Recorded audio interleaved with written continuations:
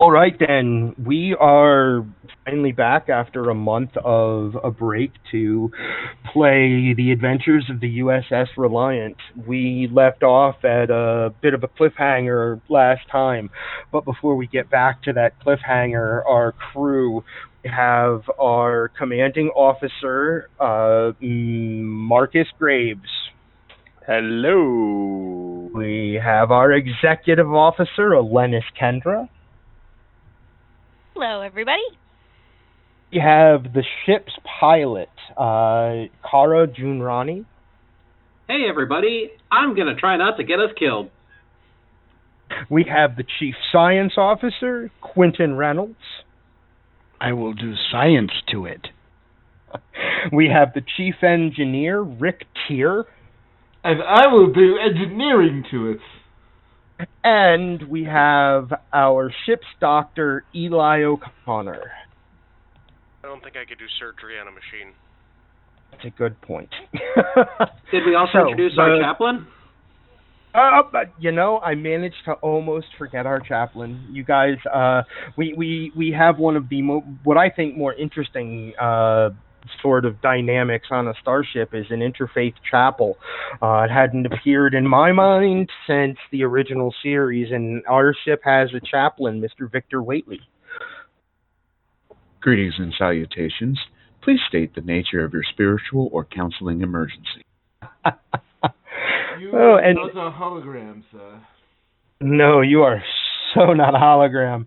And the cliffhanger that we left off with was encountering enemy vessels above a planet not prepared for what Starfleet would call ready for first contact, but having found that the planet had been supplied with disruptor weapons by probably members of the Klingon Empire, but you can't be sure. They are Romulan and Gorn ships. Your crew had transported torpedoes into their weapon bays, disabling their weapons, while simultaneously all their shields were down. Simultaneously, you transported their captains into your transporter room. Now, I don't remember exactly who of your crew was there, and that's where we're going to start, but we're going to start right after the Orion woman. She's got dark hair that comes down to about her shoulders, and based on you only saw her sister on a view screen, and in this case you're actually seeing Matron Dara in front of you, and all of you fortunately did take your pheromone blocker before you stepped in, and so her words don't affect you, and you're not even sure that her pheromones would have gotten out of the shielding that you set up anyway. She said, "Oh, this is interesting. Now, remind me which of your crew is there, and we will begin." We pick up with right after her line of, "Oh, this is interesting." Well, speaking as a captain, Kara should probably be flying this ship. That would be a very good thing. Right? And we actually, Kara's on the bridge laughing her ass off, don't worry. Okay, sounds good. Yeah. Do you have popcorn? No, but if Oakley can bring me some, that'd be great. Okay, Oakley, bring Kara some popcorn. So definitely... Oh, dang it, this is going to be a tough call. So I'm down there because I was going to have a line. I want Waitley down there because I need intel. I know you had Larissa down there. She's your chief of security. Yeah, so Larissa would be the security officer there. I've probably wanted to bring more backup. I think Lieutenant Tardigrade's going to be down there as well. Let's see. I think Quentin would be a good person to have down there. I'd say Rick here would be good to have either in engineering or on the bridge. And then Kendra definitely on the bridge to manage the situation in case the ships we torpedoed do anything. So I'm going to say Rick's in the engineering, just sort of overseeing everything, just checking up on everything, making sure everything is all 100%. He's the very I would also say it's 107% actually. Remember, you guys did some great work on the cadet during the cadet cruise. he made a pun and got so much out of it. And the sad thing is we have no momentum anymore. We did some cool things. Yep. So, I would say Eli is in sick bay because things could go south and be good to be on call for that, either ship damage or if something happens in the transporter room. So, yeah, I'd say Oakley, Quentin, Whately, Quentin, myself, Lieutenant Tardigrade, and Larissa, and then I'd say another. Obviously, the transporter officer that's down there. That person too. It's a male. It's a Vulcan in a Vulcan wearing orange operations gear, mustard operations gear. Not side comment.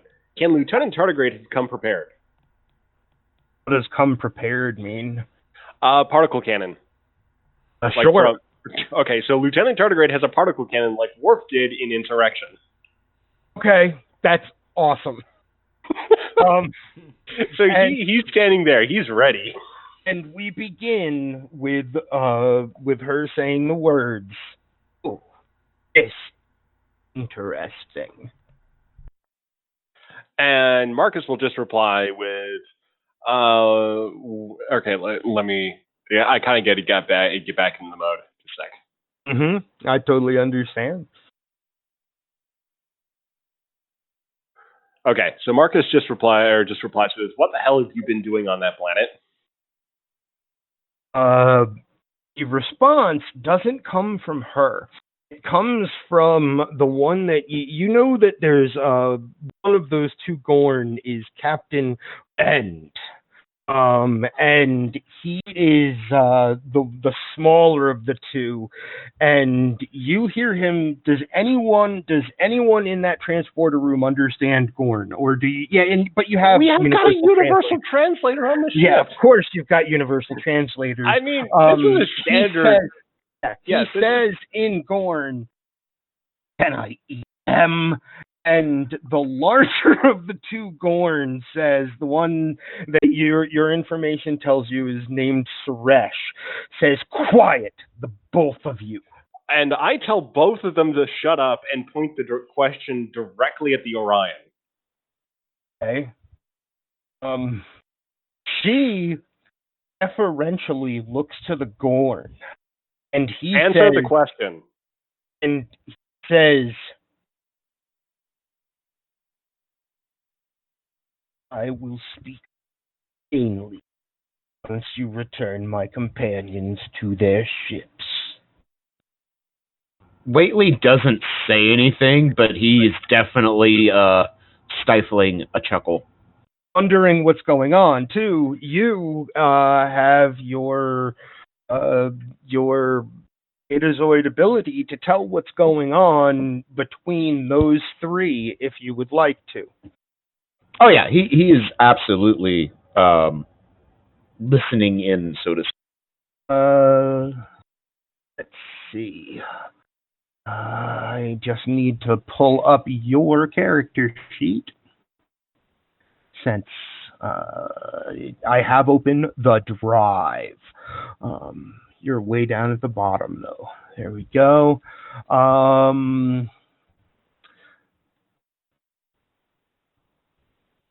Say that psychology comes in, so you have a focus. This is insight and command. So 15, and you crit on a 4 or better. You crit on a 4 or less. Right now you have 2 dice. It's been so long I can't remember how to do the chat command. Yeah, I know. Me neither. I was going to be like, Baz, how do we make our bot roll dice? Just make sure I'm in the right channel, and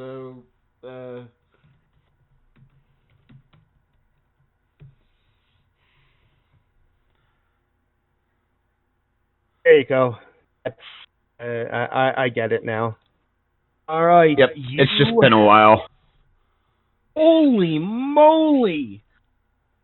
You build 2 momentum for the group. Yay! At this point, can he just psychically dominate them?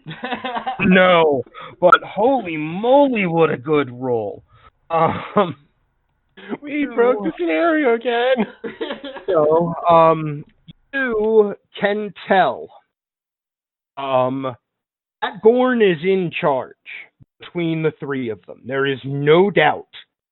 And there's no way that he is letting the other Gorn talk.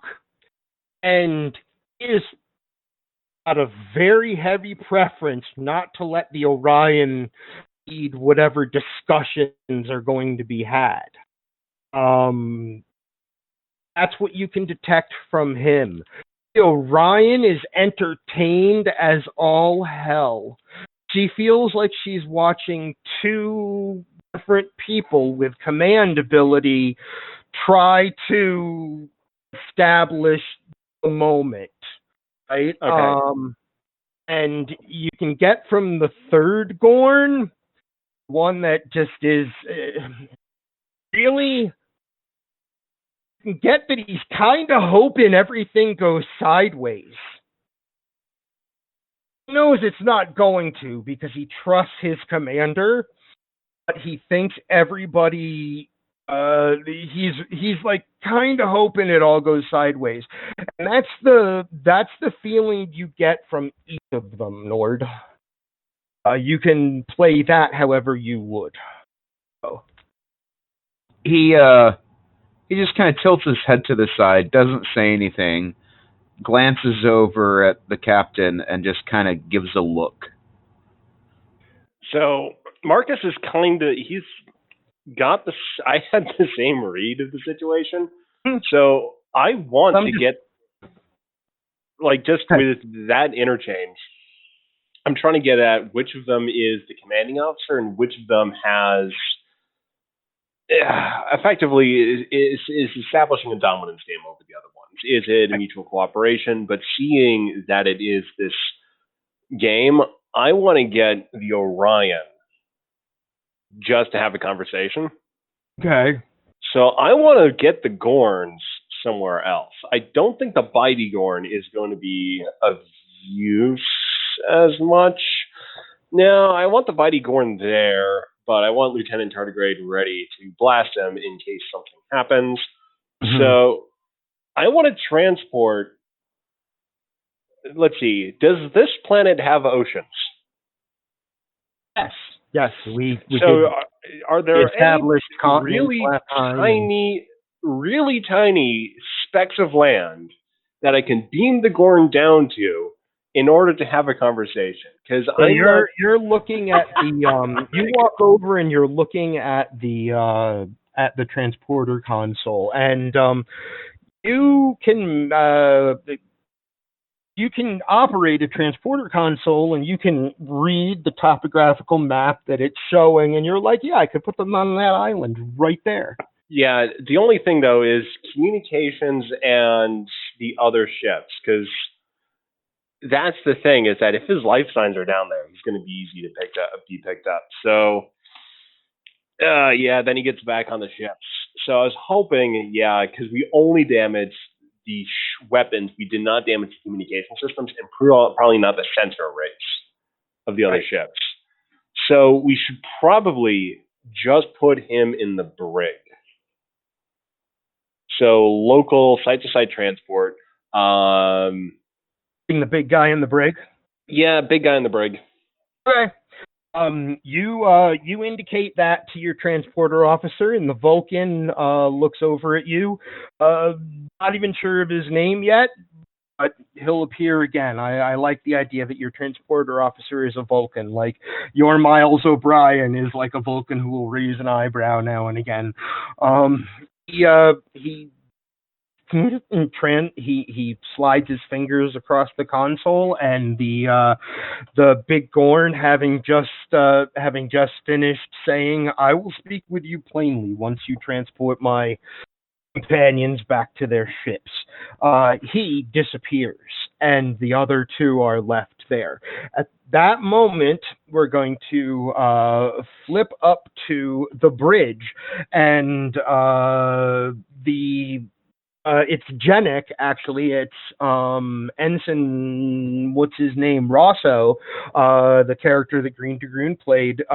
He has stepped up to the main tactical station, and he says, Commander, we're getting hailed by the Orion ship. So He says that to Kendra. He's right behind you. You know, the command cluster is there, and you're half Romulan. You know him because you worked with him on the cadet cruise.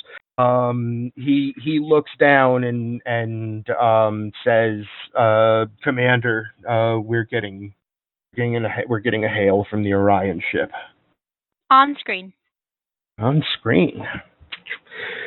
There is a young, she doesn't look like she could be more than 15 or 16, Orion girl, who comes on the screen. She's got the smallest Orion crown you've ever seen, and it has a blue gem in it. Her hair is, call it a dark green, but it's more like black with dark green highlights in it. And as soon as the communication is open, she says, "You will return my aunt to me immediately, Starfleet." Kara openly smirks at this, but says nothing. Her tone is learned privilege. She has lived a life where you can tell that she has lived a life where she does not get told no.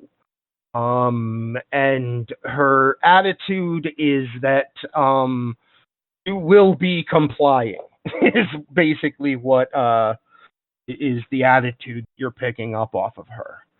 And what is your response? Your aunt is going to be staying with us for a moment while we have a conversation with her. After we are done speaking with her, we'll see where we stand. If you would like to join her on board our ship, we can transport you over. Otherwise, you need to wait patiently. Thank you. Gosh, I love your character. She looks over to the side, off to her right. She says, "Cut the channel." And when she says that, you see all three of those ships. Their weapons are not active. Their weapons are not capable of being active. But all three of them start to move toward the poles. Meanwhile, toward the pole where you guys, where your ship is. Meanwhile, back in the transporter room. No, you guys did not call for help. I don't remember that you did anyway. Sassy ship is sassy. We got no time for them. So, back in the transporter room, the big Gorn disappears, and the other Gorn that's still there, he looks over to the Orion. She says, "Is it worth to you to know why we're here at this planet?" Well, I can probably tell pretty easily why you're here. You're trying to make a small conquest in order to buy your way back into the Empire. This is a long way out for you guys in really small pickings. It's pretty damn pathetic. So I will ask you how much that the Elder Gorn paid you in order to implement this plan. You're obviously not doing it just because, it's your initiative. It's your glory. No, you're being the one who's being exploited to develop these pheromones. That's been affecting this planet, which is causing me a really big headache. Because you know how long it's going to take Starfleet to clean up this mess? They were delivering disruptor weapons, not pheromones. He looks at the pips on your You uniform, sure about that? Lieutenant. I'm positive about that because I know exactly why the Gorn. He looks over to the Gorn that is still there with her. I know exactly why the Gorn paid me 10,000 standard galactic credits. That's it? To help them transport disruptor weapons into an unpatrolled area of space. I know exactly why we are here. There's pheromones being deployed on that planet. Are there? Do you know how the Gorn got them? No. You're not curious? No. Even if Because they're coming from you? there are no pheromones being deployed on the planet. We did. We have deployed. Okay, side note for you. We did detect Orion pheromones on them during the last episode. Yes. He says, as far as we are aware, there are no. We have been delivering disruptor weapons to a people on the planet who are quite aggressive. Yeah, they do with those. We should do what Rick here says. Insight check. Let's do the game mechanics. I love it. Go ahead. Someone make the roll. Okay, so we're looking at. Let me open up the drive. An insight check is. I do have also constantly watching in case there's any danger involved, which I'm pretty sure there would be. Oh, there's definitely danger involved. So it's just a matter of what discipline, because there is an insight attribute. Insight, and in this case, it's command. You're still figuring out why she's deferring to the Gorn. So your target is 12, and your target is 12.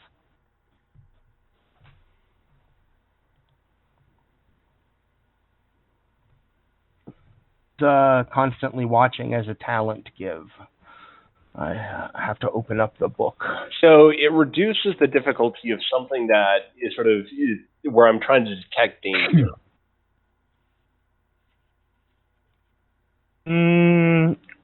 She is not an immediate. She would not be an immediate danger at this time. So I did my architect roll. So I got 8 and a 7. 8 and a 7. You have 2 successes, which builds 1 momentum. You think that she is not used to being in charge. You think, actually, no, you're sure of that. She's not used to being in charge. She is uncomfortable for reasons that have nothing to do with the fact that she's on a Federation starship.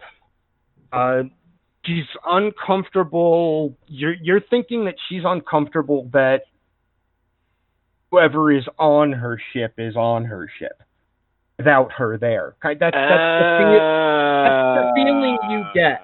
You get that she's not used to being in charge, and she really thought that if anybody had to explain what was going on, it was going to be Captain Suresh and not her.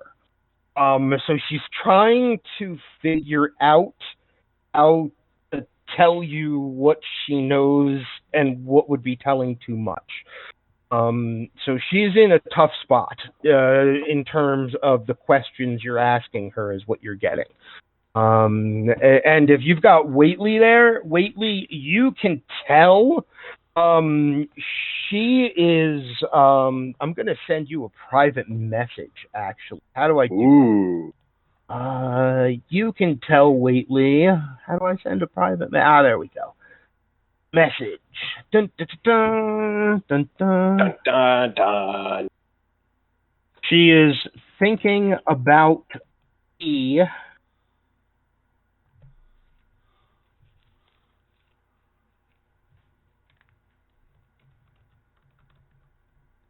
And a word that you don't know. That's the word she is thinking of. And back in game time chat. So Whately knows something. I sent it to him in private message. So yeah, you're definitely. This is. You're able to tell with insight. This is really tough on her. She's trying to figure out what to say, and she doesn't know what she can say, and it's tough. So there you have it. When Whately, go ahead. No, go for it. When Whately gets that information, when he reads that, his eyes widen very visibly. Okay, bear in mind that you do not know the second word and the name of the species yet. Yeah, but that first word, yes. Yeah. His eyes widen and he immediately looks at the commander and just, sir, I need to speak with you as soon as possible.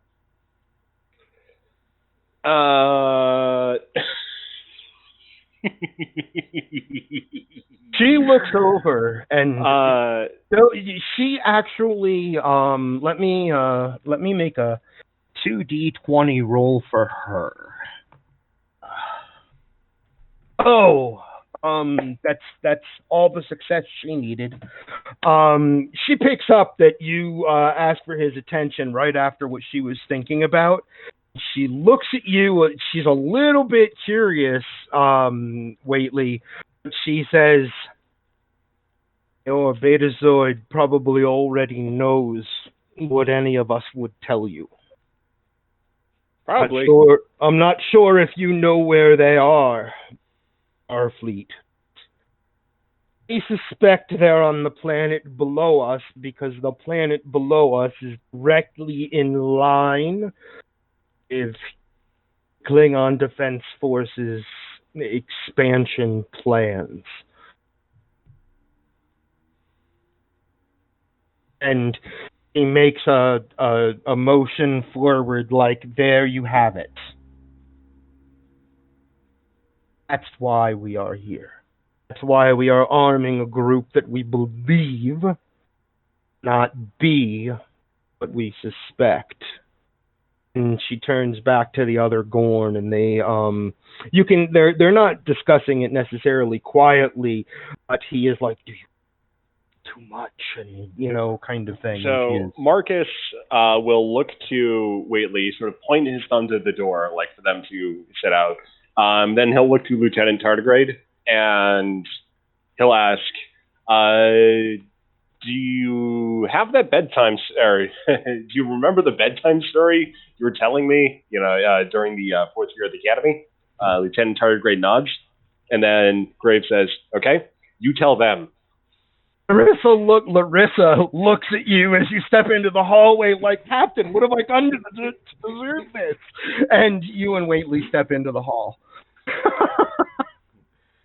I love that you guys have a Cindy Reptilian as your chief of security. That is so badass.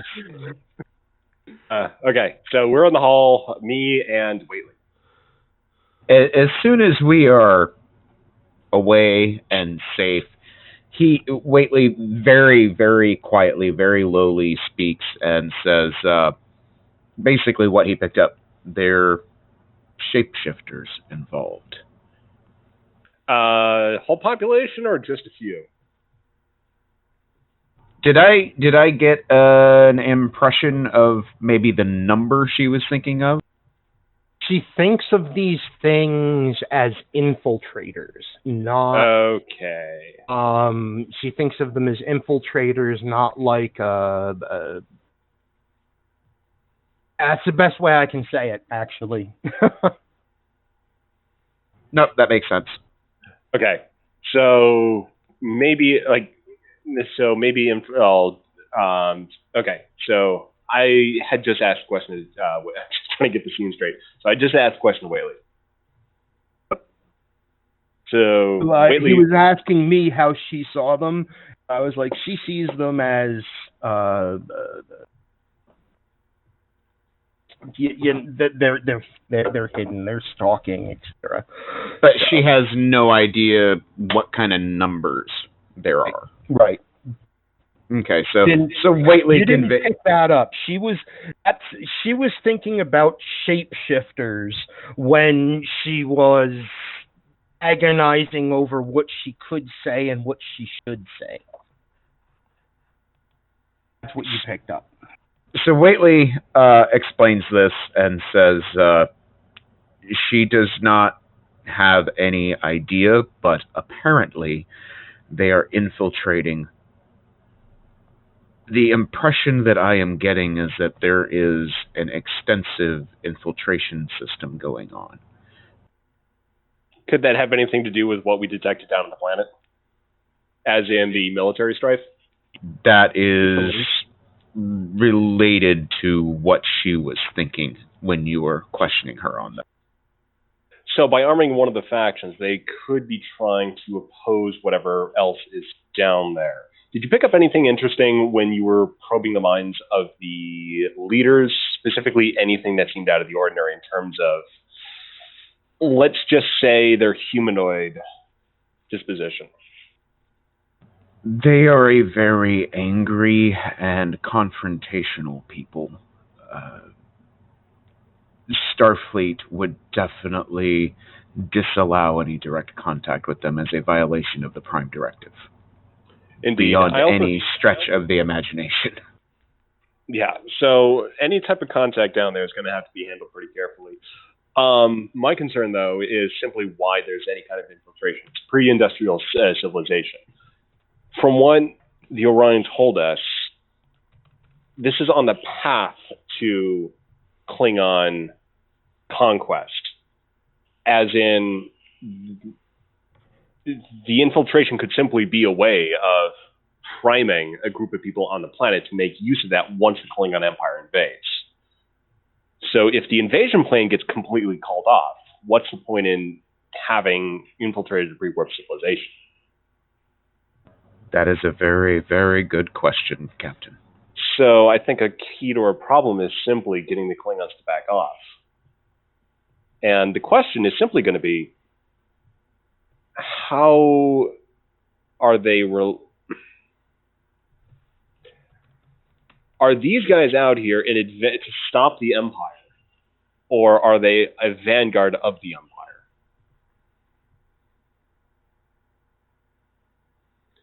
So the question is going to be, what's going to the Big Gorn do? Or who's the Big Gorn more aligned with? Is he Imperial, or is he, let's just say, or does he remember the Gorn of old?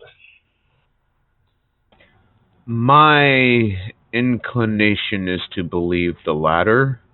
He was very eager to watch this entire situation fall apart into violence.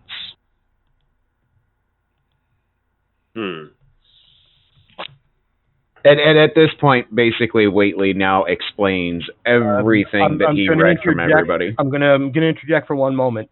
Little Gorn was the one who kind of secretly hoped that he got to kill somebody. Oh, I had that backwards. Okay, my bad. Had that backwards. The big guy was like, these other two might fuck it up, like, badly. It's already bad. He didn't, the other guy was the one who seemed more reasonable. So I just wanted to make sure you guys got that. Okay, yeah, I got that crossed wires in my head. So that's what Waitley explains, that he seems to be a more competent individual and does not seem to want this to fall apart. So he doesn't want it to fall apart, which still leaves the question of whether he's paving the way or trying to effectively blunt the Klingon Empire from even getting involved in the first place. As in, is he trying to create a rebel group here? So I think we should have a talk with him. I mean, his companions are going to be safe in there. I mean, Lieutenant Tardigrade, I mean, that story will last for about 3 hours. It was hell trying to study for my Xeno sociology class with that going on. So I'm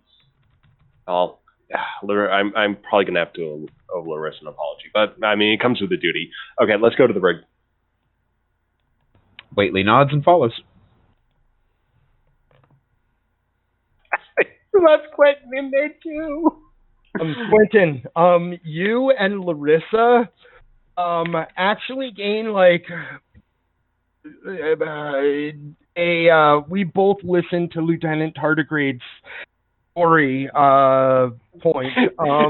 It's rambling. There's a bunny involved, and he goes on to a trip into the mycelial realm. However, what he finds in there is a swing set, and then there was that one time Lieutenant Tardigrade found a swing set, and he really, really, really wanted to go on it, but he couldn't quite reach, and it just rambles off like that. Oh, up on the bridge, 3 enemy or could be enemy starships come into view. And now that they have moved closer, Rosso says, altering registry information and everything down to you, Commander. And Kendra, you're seeing on the command console what I'll let you know that when we get back to that, Duncan. Kendra, what you're seeing is the registry information on 3 starships. None of them are registered to the Klingon Defense Force. The two Varanus are registered vessels of the Gorn hegemony, which does effectively, in current galactic politics, make them officially KDF ships. But their registry in the databases is still reading as Gorn hegemony, Gorn hegemony ships. Hegemony. There's tomato there on that one. The Orion ship is a listed Orion Syndicate vessel. It is known as it's a good name for an Orion ship. We'll come up with a name for all 3 of these ships. But what you're reading is their weapons are down. They still have communications. They still have active shielding. You can see that the 2 Varanus are. You can actually pick this up, Kara, on the bridge, that the 2 Varanus are transferring power to their deflector arrays, and they're just coming into range with the Reliant, and kind of like, if I were to pull out to space in my mind, I would just see like Reliant sitting under this planet with these 3 ships just like almost floating down through space into a face-off with the Reliant. Is there anything that those of you still on the bridge would like to do as that happens? Commander Kendra, your orders, please. The ships are closing and the Gorn are powering their deflectors. They may not have weapons, but I don't think they're defenseless. Red alert. Prepare weapons. Aye, ma'am.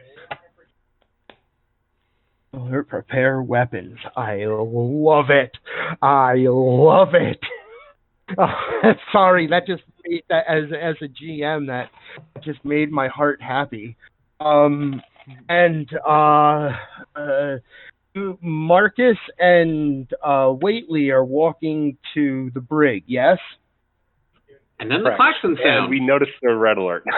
Hey, yeah, you're walking to the brig, and what you know, Marcus, from intelligence briefings is absolutely nothing. Okay, so we don't know about, or I personally don't know about the Undine. You personally, no one knows about the Undine except for the Klingon Empire, which is why when the name for them first appears in the first episode or the second episode, the diplomatic one of the Federation side. Yeah, the player is. It's supposed to come as a shock. Like, you don't know what do they mean by the Undine, and only then do you start to uncover more and more. So that's the same kind of moment that you guys are at right now. It just got spilled by Orion, who isn't sure she should have spilled. All right. Don't we know some things from Voyager? Well, the question, like, Starfleet knows some things from Voyager, but whether or not they would have told Graves on this assignment is going to depend. Probably not. Yeah. It probably wouldn't have been thought of. This is so out of the way. This is exactly what, like, Graves said, is like, why are you at this planet? It's like, it's in the middle of nowhere. It's in the path to eventually be conquered by, like, a Klingon, conquering fleet who wants to make them a vassal state or something, but it's not their... Yeah, that's where you are, is that the three enemy factions leaders that are here all believe that this planet has been infiltrated by what they know as the Undine. You guys don't know that name. Marcus, you might know of species 8472. Yeah, that would be more widely known, but the name of calling them Undine, not something that most people would know. And I would say Marcus would not be thinking species 8472. He's going to be thinking, well, it's probably not Dominion, and he's probably going to be most worried that it's someone new. Right. So this is sort of his thing of someone is trying to take a shot at the Empire, knowing what that entails, and is basically coming up with like a military threat assessment of like, okay, is there someone out there who can legitimately take a shot at the Klingons? So as you're thinking all of this, the red alert klaxons go off. So he's going to just keep walking because he knows Kendra's got, because he needs to get to that brig, because he needs to have a word with that captain. I love the trust there, by the way. I love it too. So Waitley, will you continue walking?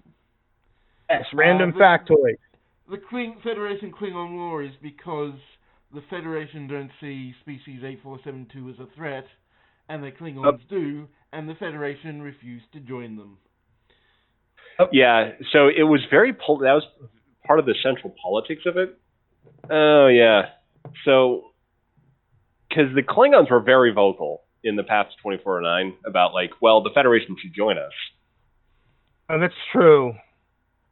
That's true. So, okay, so we might have to revise that then. So this would be a situation of there's shapeshifters down there, or they think that there's shapeshifters down there, but Marcus is inclined to believe it at this point, because it just does not make any sense otherwise right now. That why would they be doing this? And it's a pretty simple thing of like, why are they trying to ferment this multilateral power struggle when the Empire can just conquer the planet? Like, there is just no need for this elaborate song and dance, and it doesn't explain what's going on with these captains and why a Gorn is here. It is a more Romulan type of feel to it, doesn't it? Yeah. So he's going down to that. Down to the brig, but I still like that character angle of Marcus not thinking it's species 8472. It's got to be someone else. So maybe he's thinking that, well, species 8472 can't possibly be it, but what if someone else is? So he's okay. Let's go with that. Remember that Kamala. Yeah, or he's thinking new civilization. So he's not thinking it's 8472, but it could be a way of explaining what's going on with the Klingon suspicion if someone else is trying to take a shot at them. And it's from this area of space. So he needs to speak with that captain. So I'm trying to say, like, when are we getting to the break? You and Waitley. I'm just, Waitley, you're with him, and the two of you arrive at your ship's brig. You see, waiting in a cell. He is very obviously... it's hard to say because it's hard to read a Gorn's emotions by their face. He is sitting very, very straight. He's sitting up very straight, straight backed, and his hands are resting on his legs. And when the two of you walk in, he says, "My companions been returned to their ships." Right now we're at red alert, so taking the shields down probably wouldn't be the best move. I can see that you are at red alert. That means that my companions probably were not returned to their ships. And, well, wait, hold on about that. If you weren't returned to their ships, why wouldn't they go to red alert? Oh, you see, the people that are in charge over there now, in general, are far less capable than Patron Dara at keeping things. Should she have a word with him? Probably. All right. Probably be better to send her back over, and even Captain Rend has a far better chance of keeping his crew in line than his lieutenant who is there now. They're bodier Gorn than him? I tell you this. I will speak with you quite plainly. I will with There's you as well. probably more going on here than you know, Starfleet. Which great house is on its way to conquer this planet? And in so doing, get something more for their trouble? That's a great question. Let's pick a great house that is on its way to conquer this planet eventually. Torg! Let's see. Crichton is a fun one. Is Crichton? Yeah, Crichton is one that, I do a lot of the Klingon doffing, and just almost for the on the first city, just for a little bit of atmosphere. And Crichton is one that comes up that's never discussed, but it'd be a fun one. Sure. He says, I guess it would be House Crichton. Their fleets are Crichton. Their fleets are most active in this closest parts of the neutral zone. That would be my guess. I don't have. I can't tell you for sure. I can tell you that this planet, as well as others, are on the plans. So my ultimate question is that these guys are going to be conquered. You're trying to do something to interfere with that process, or at least get to the point where Crichton isn't going to be taking on any unforeseen guests as is proceeding through this plan. My interests are pretty simple. I want this to just stop happening. As in, no worries, we can just get on to business. There are very few. There are some, rather, in the Klingon Defense Force and serving the Klingon Empire as a greater whole, who do not yet see the danger of the shapeshifters first discovered among my people. And so, we are certain that at least one has put himself or itself on the planet beneath us, where it can then inevitable path of Klingon, when the inevitable path of Klingon conquering makes its way here, and new recruits are wanted for the Empire, Shapeshifter would be among them.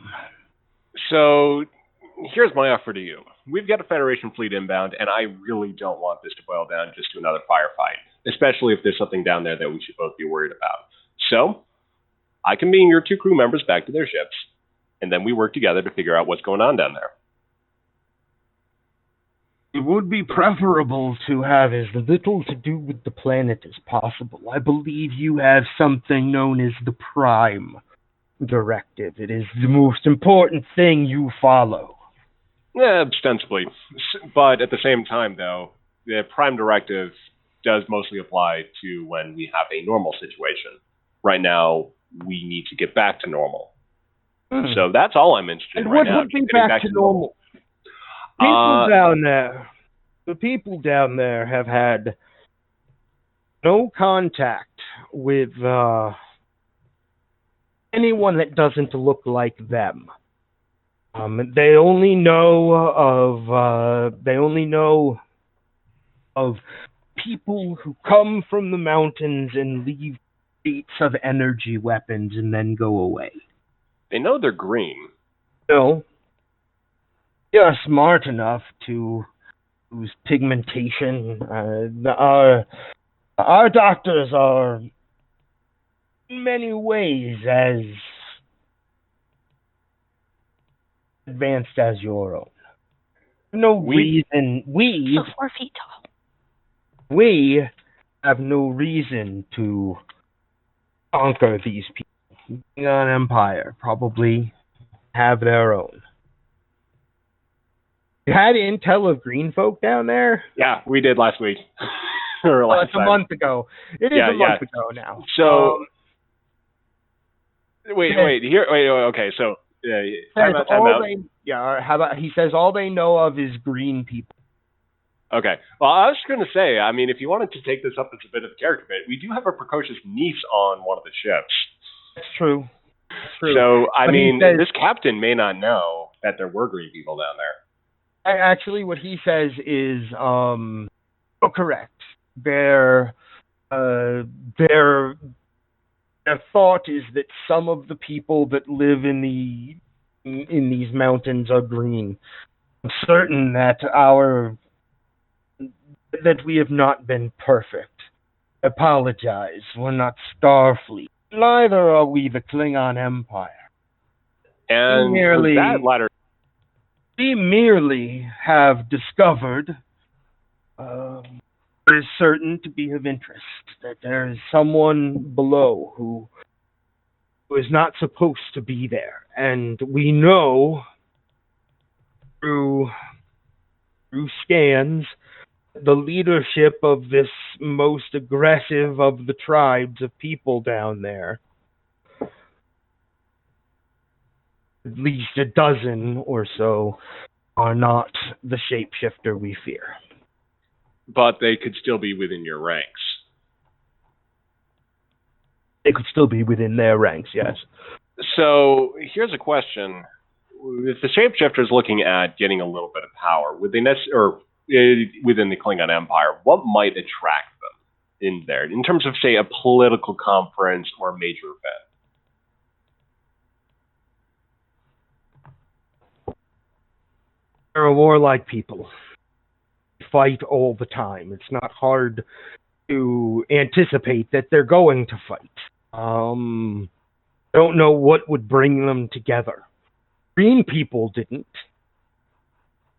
So you've got three sides down there.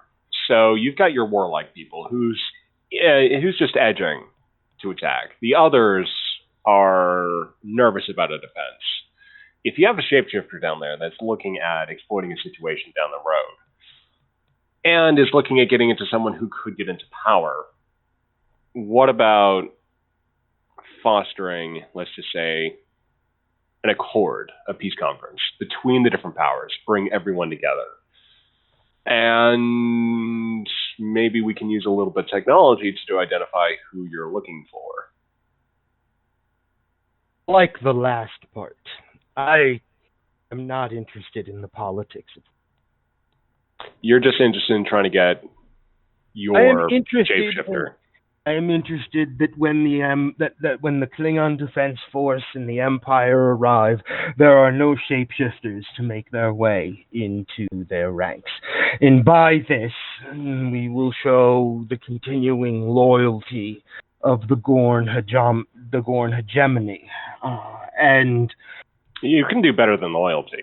He says, quite frankly, the Orions are very easy to hire. I gathered that, but my point to you is that you're being subservient to the Empire, and you're facilitating the conquest of someone who's certainly not going to give you any credit for that exploit. are here. You are reporting back, I assume, what you are finding. Whoever is planning this has some political stake in it. What would happen if that stake went away? What would happen if this fell on its face and you could be the Gorn to say, these guys were idiots, you should listen to me instead? We have a way to identify a creature if we give you the proper ways to scan. Cannot be done from orbit, I'm afraid. And I have not in any way trusted Matron Dara to be in charge of an on-planet operation. So who's been down there? Simply lieutenants, officers doing nothing but delivering boxes. Don't even talk. So what if one of the people talks? You could, well, let's say, it would be hard to hide you. But it would be hard to hide any of the Gorn, which is why thus far we have sent only the Orions. Orions. So do you have any Orions you particularly trust? I mean, that might not be the right word in a business arrangement, but Nathan Dara, if she is not in charge, is quite trust. So what if I'm in charge on the scene and I start speaking to the locals? And Maitre Dar is right there, making sure I understand it. And he looks at the fact that he is still behind a security screen. And he says, as I understand it, he just glances at it. He says, as I understand it, Starfleet is not like their command officer aiming into potentially dangerous situations. They don't like it, but they're not here. I am. So we've got a rough outline of a plan here. We're still if my companions and I can return to our ships, I think that we have a very good outline of a plan. Alrighty then. So, force field off, and I'll escort you back to our transporter room with our good chaplain here. That's awesome. Up above, on the bridge, we're going to get right back to this. This is so much. On the bridge, you're getting a hail again. Kara, you pick it up at the same time as Rosso, and he says, Commander, we're getting hailed again. Wait 5 minutes and then on screen. 5 minutes is a long time. So how long does it take us to get back to the transporter room? With that conversation so he waits 5 minutes, and 5 minutes feels like an eternity on that bridge. And then Rosso says, bringing them online, and it's the same little girl. It's the same 15 or 16-year-old. What were the pictures you guys shared? It's not maybe, but she's got kind of dark hair with like green highlights in it. And she says, "We've made adjustments to our reflector arrays. We are in position now, Starfleet, to cripple your ship. If my aunt is not returned to me immediately." Can Graves interrupt at this point? Oh, because you walk into the transporter room and you still don't know what's going on the bridge. Well, that's the thing, though, is that Graves isn't going to be asking what's going on the bridge. I'm just thinking of this as being a serendipitous moment where he just taps his comm badge to let the bridge know what's going on. That sounds awesome, because it's basically you're arriving back in the transporter room, and the transporter officer nods at everyone, and Larissa shakes Quentin, and she's like, "Quentin, you were in a fugue state," and she shakes you. And Tardigrade seems very proud of himself because he almost got the whole story in this time. But he was telling it really fast. And That probably didn't help. no, it didn't. And the transporter officer says when you say beam them back to their ships is like yes, Captain. And the Gorn nods at all of you, and the three of them transport out of your transporter room, and you tap your comm badge, and she's like, "If my aunt is not returned to me right now." And that's the moment she beams onto that bridge.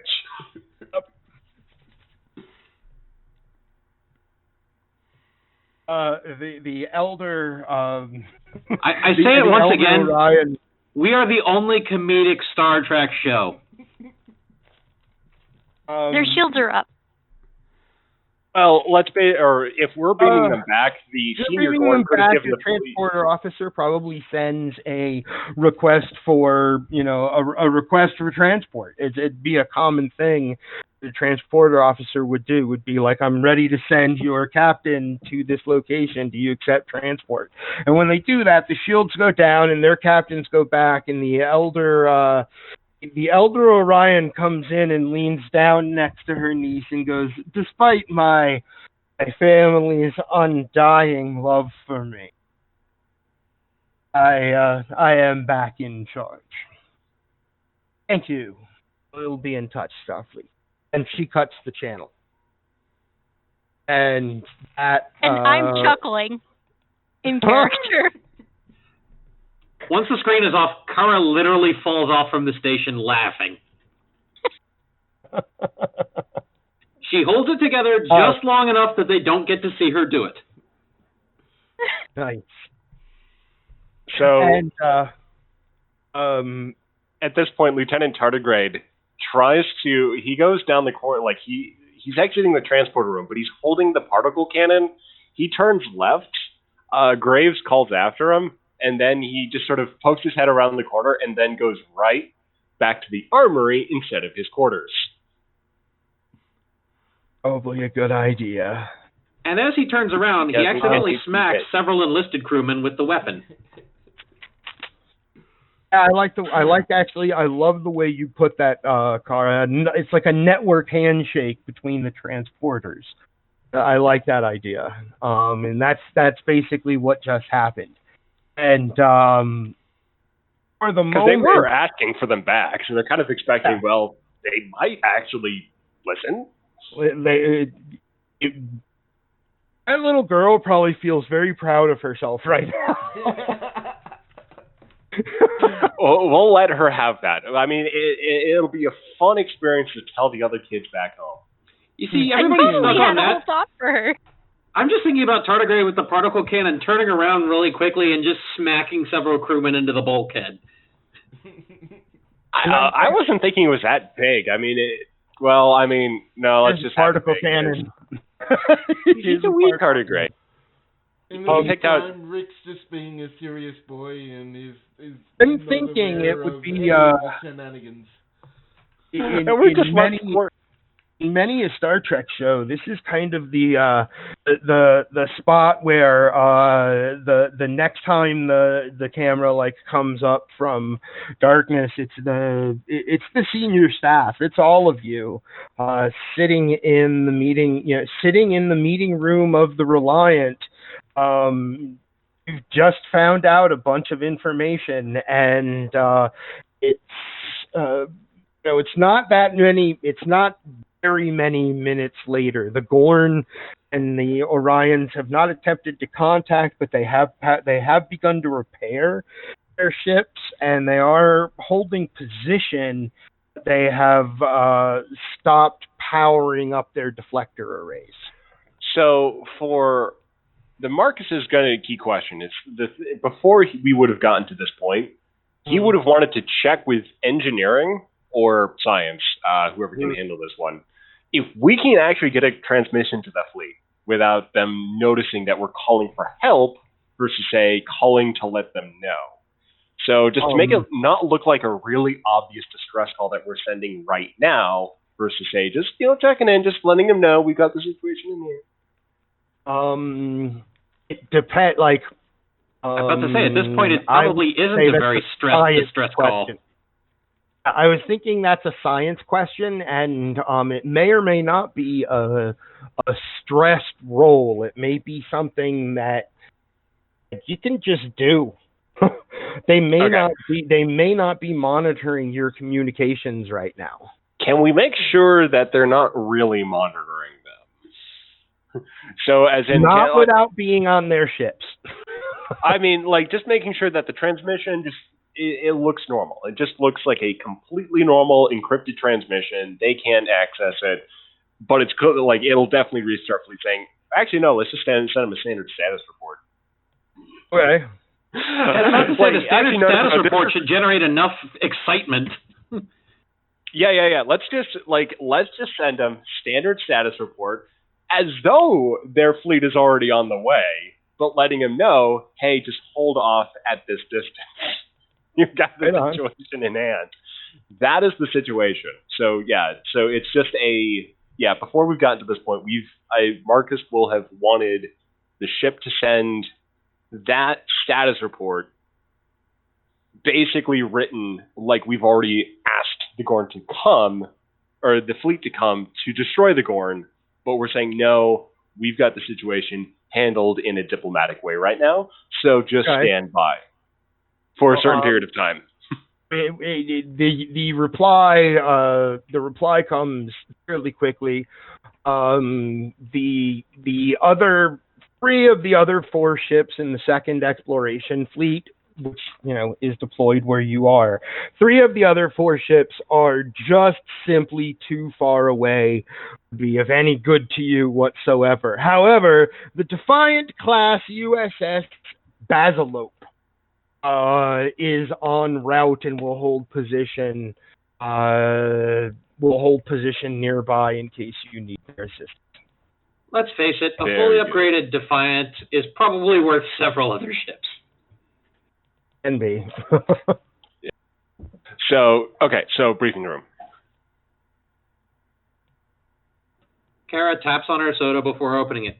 So, Captain, what's going on? All I heard was us getting threatened. A lot by a little girl. You did the ship proud by holding it in for as long as you did. It was really funny, sir. Really funny. I hope we recorded it for you. I also hope we recorded Lieutenant Tardigrade's little performance down there, because, I mean, if we need to send, the Klingons, Gorn, whoever else is out there, transmission just to really get at them, Well, our science officer, Quentin, was there. Surely he was recording it as a sociology experiment, yes? You see a light blink on the table in front of Larissa. She kind of nods to herself a little bit, and she says, Captain, the Gorn, Suresh, is ready to patch in whenever you're ready. I guess we probably shouldn't make fun of that one Orion anymore then, huh?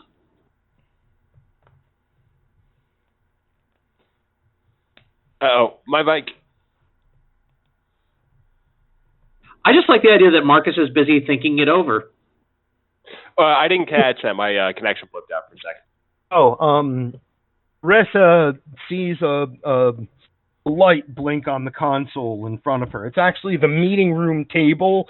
She's got like a little tiny mini imagine a pad, but like a mini version. She's just turned the area in front of her into a little pad. She sees something flash on it, hits it with a couple of fingers, and says, Captain, whenever we're ready, the Gorn Suresh is ready to patch in. And then Kara just said, now's probably a good time for us to stop making fun of the little Gorn girl. Orion. Little Orion girl. Yes, sorry. Probably. So, patch them through.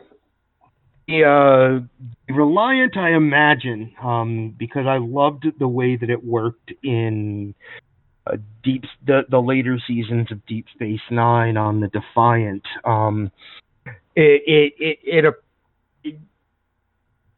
He appears next to the captain. He appears right next to you, Marcus. And his hands are crossed behind his back, and you can see he is standing there in a kind of a 24th century version of padded Gorn armor. And okay, I hope everybody goes along with this, but Kara, hoping that everybody follows her lead, stands up and gives a polite, although not entirely subservient, salute to the Gorn captain before sitting back down. oh, very nice. Very nice. He and you can see him as if he is there, except for the very occasional flicker of a hologram. And he you give him a little salute, and he simply answers you with a nod, and he detaches his cloak that he was wearing when you beamed him over. It's more like a cape than a cloak, but it's like it looks like a very heavy leather of some kind. Like the leather itself is probably a very heavy sort of leather. And he takes that off, and he sets it down kind of out of camera, as it were, out of his holographic, camera, and says, "Captain Graves." He looks at the rest of you. "I am Captain Suresh." Rick T will just give a nod of... He definitely lingers on looking at you for a moment. You're interesting. So, Graves nods. Let's see. Yeah, let's just say he'll nod and just say, "This is my senior staff, and we're ready to get down to business." Good. You want all essence of the energy weapons that we have taken to the planet removed. Can do that if we can be assured that we have found a suspect, one member of this alien race that we call the Undine. Originally found in the Delta Quadrant by our very own USS Voyager some 30 years ago. A race that exists in a different kind of space. In our space, have the ability to change their shape. And so, and he says, and this planet is on the conquest path of the Klingon Defense Force, which means they will be coming here eventually, within the next year or so, in order to make this planet a vassal state. If Starfleet is also here, it will become a problem for diplomats. I'm not a diplomat. I'm here to solve a problem. Kara Koss. At this point, it may become more a problem for generals than diplomats. Let's not let it come to that. Okay, yeah, I see you're having connection problems. So we actually, with him just laying it all on the line like that, giving you all something to think about. He's like, the Undine are really 8472 from the Delta Quadrant, and he basically just tells you, we know this is real, we know this threat is real. If you help us eliminate it, we'll take the disruptors away. And we'll pick up there when we come back from like a 10 or 15 minute break. Are we going to do a red alert? Do we get to take on a Unimatrix ship? No. Well, I didn't mean alone. Not right away. Not right away. Okay, we're recording.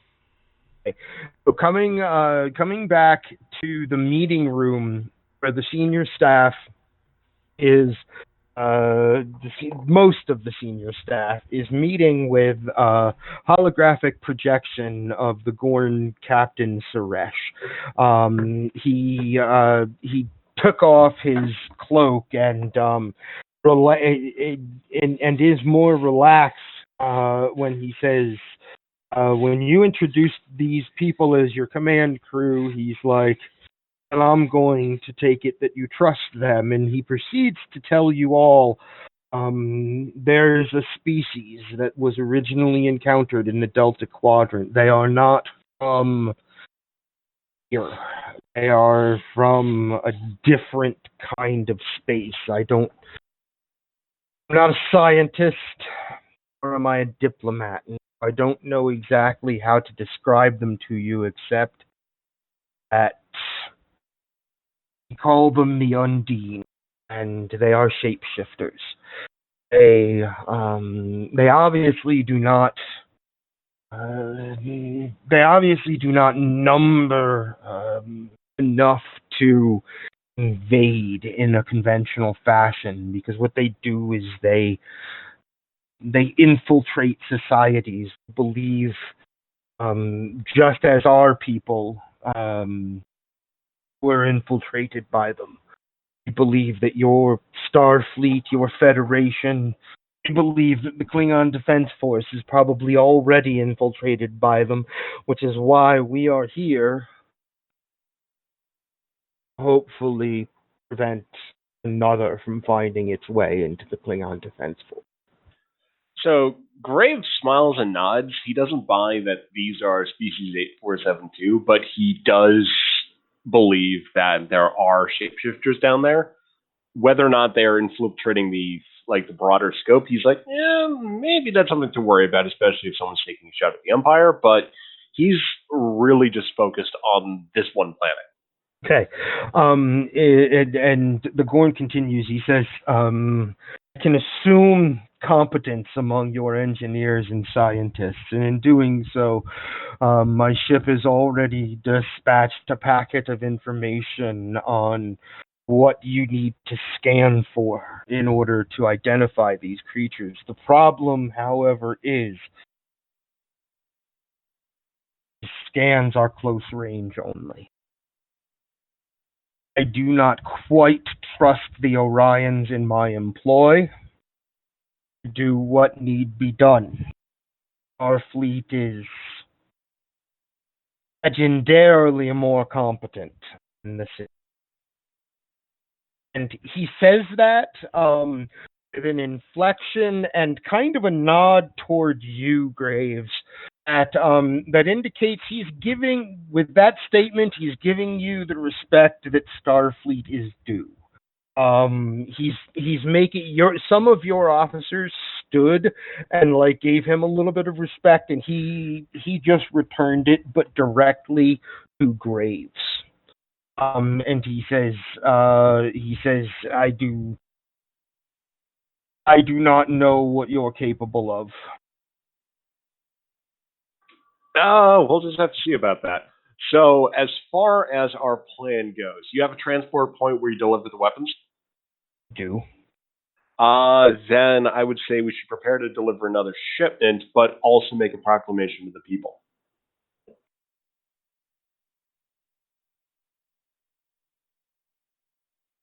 I was going to suggest that you use the same sort of technology, ethically speaking, that we have. I know that what you can do is more than what we can do. And I was going to suggest that perhaps simply go down there and look for the creature as members of the race that is down there. That would seem quite prudent. So, there's the simple question, though, of leads. As in, here, we still need to attract the shapeshifter out of hiding or into a position where we can be sure that if we don't find it, it's not, or we can be reasonably sure that it'll be in an area that we can search. Scouring the entire planet with short-range scanning could take some time and indeed not produce anything. So we need to be sure that the Undine has its attention somewhere that we can also be. So what we need is bait. But what would the creature want to find? Marcus looks at Lennis. May I make a suggestion? Aye? We know that there are several leaders on this planet that are attracting attention for different reasons, and we know that one of them appears to have interests and propaganda that would line up with shapeshifter interests. Isn't it reasonable to start there? That would be a reasonable place to start. We can look into more drastic measures if that proves fruitless. The Gorn looks off to his left and he says, "Fine, activate your camera then. Get back on the signal."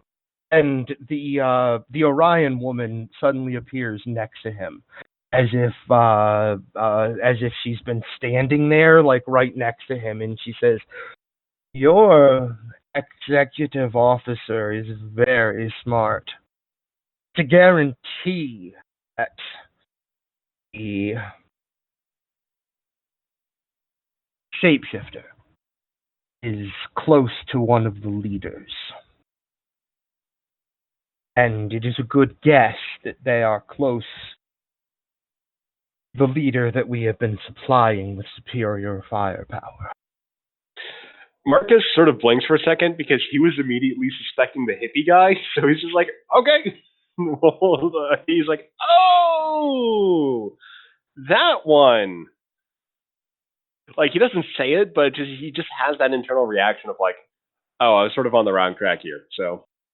And she says, "That's a likely scenario. However, all three of those leaders bear the possibility of being compromised. You're going to need more than one team, which means you're going to need more than just your people. Understood.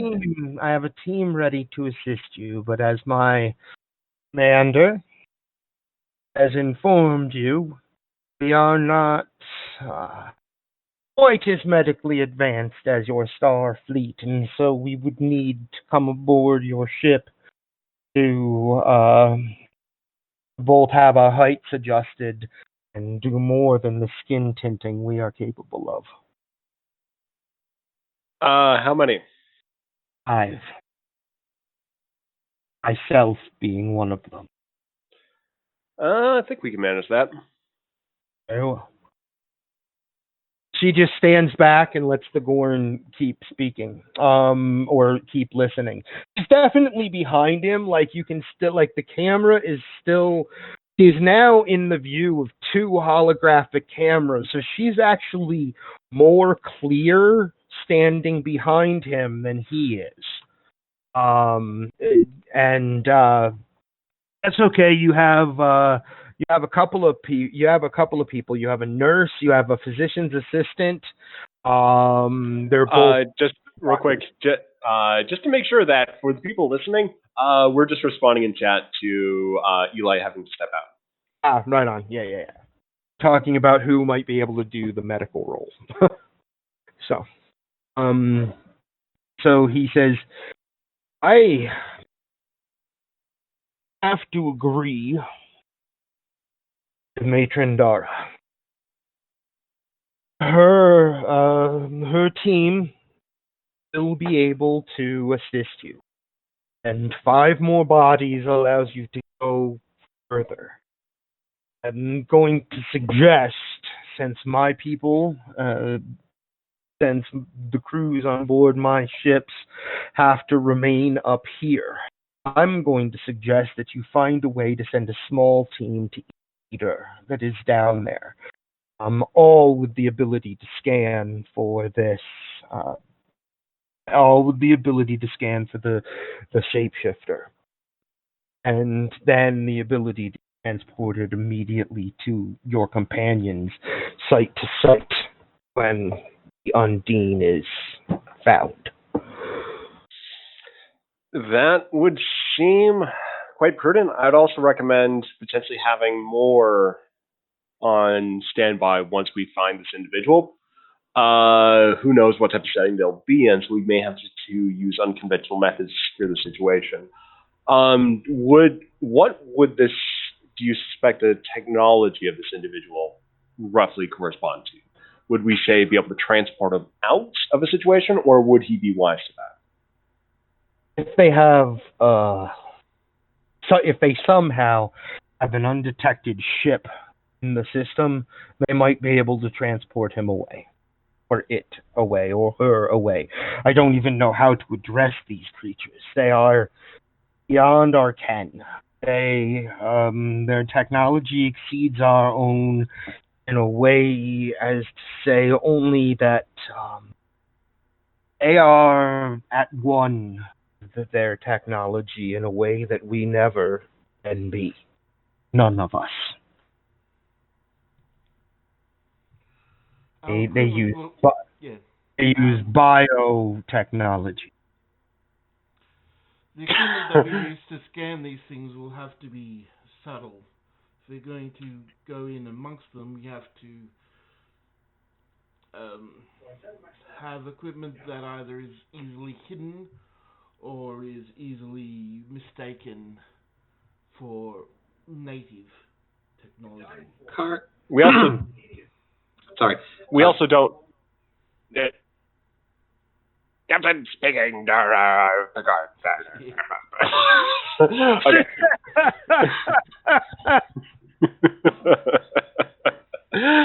Sorry, I just wanted to make a quick point that we also want to blend in with the locals as well, and we don't want any interference or undue complications. Kara taps on the pad in front of her. You said that they use biotechnology. Is there anything you can tell us about it? I'm a biologist, so I may be able to use whatever information you give me to scan the system and perhaps find any hidden ships.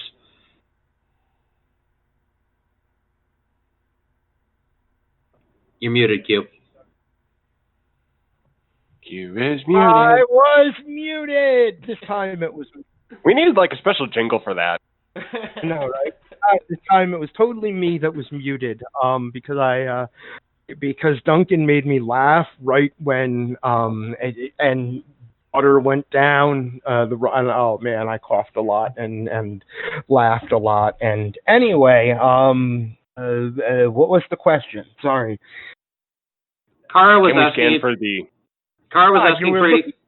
information on the biotechnology they use, since she's a biologist and might be able to use that to scan for anything, find weaknesses, etc. Xenobiology is her thing. Weird creatures is her gig. So he says, "You'd have to come aboard. That's largely classified and redacted information." Kara looks over at the captain. Permission, sir? I would ask I actually don't know his name. Side note. Who? The Gorn captain. Suresh. Okay. I would ask Suresh that question. Kara stands and respectfully, looks over at the captain. Permission to come aboard, sir. Absolutely. I will beam over once the meeting is over. Very well. We'll expect you. The matron comes and it looks like she sits. So the holograms are hard to she definitely sits on the Gorn captain's lap.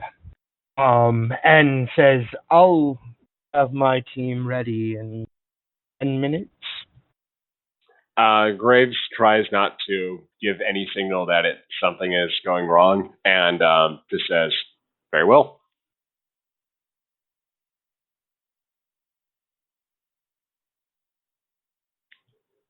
Everyone's quiet. I noticed.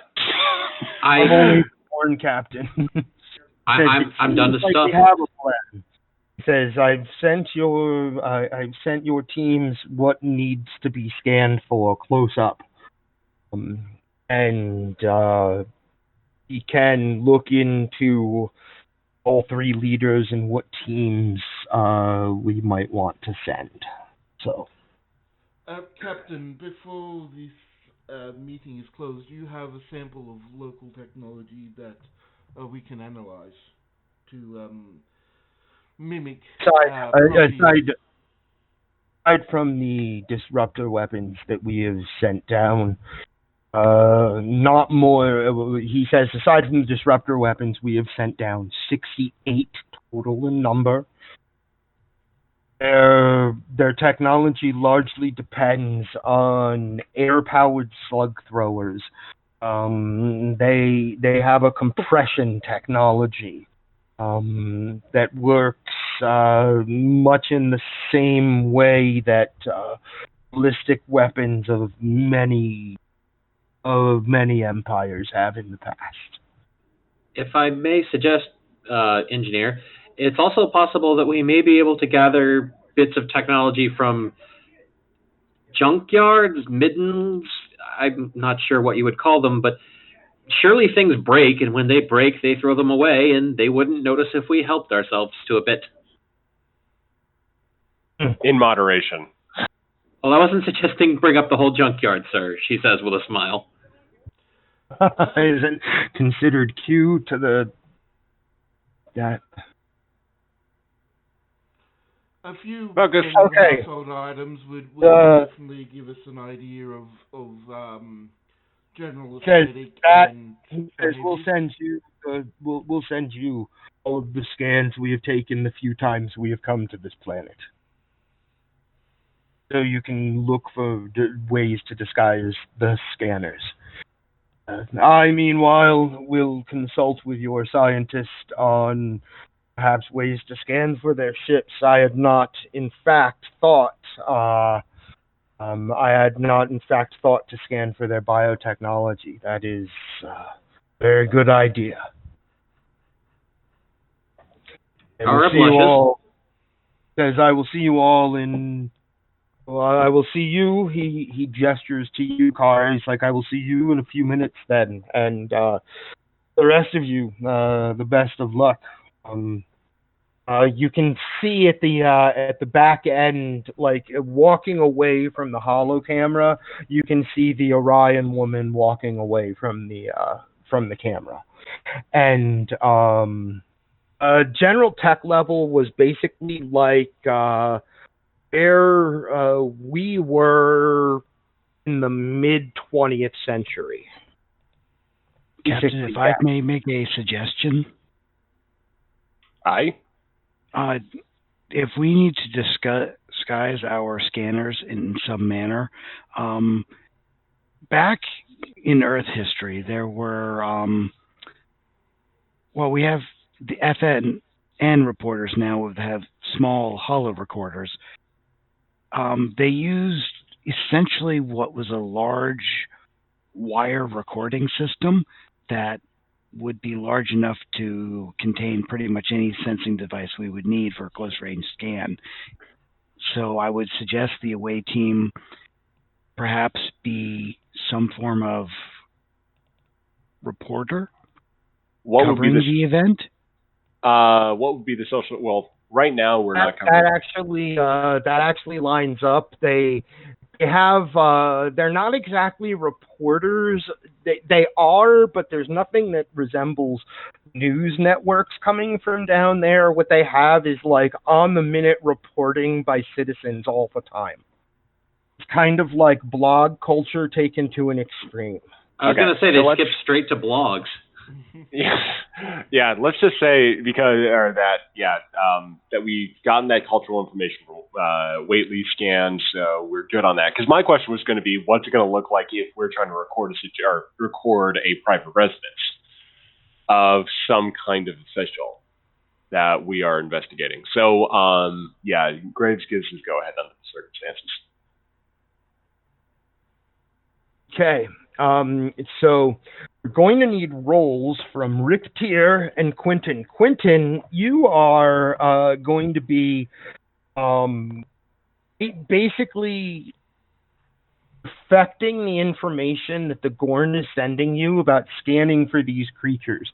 Now, when when you do, it's possible to get it's possible for two successes to equal good things. That's it's almost like I would be giving you a free information spend if you get two successes, and that's because you're taking the data on how to scan for these things and like perfecting what the Gorn have already started to do that they haven't been able to deploy.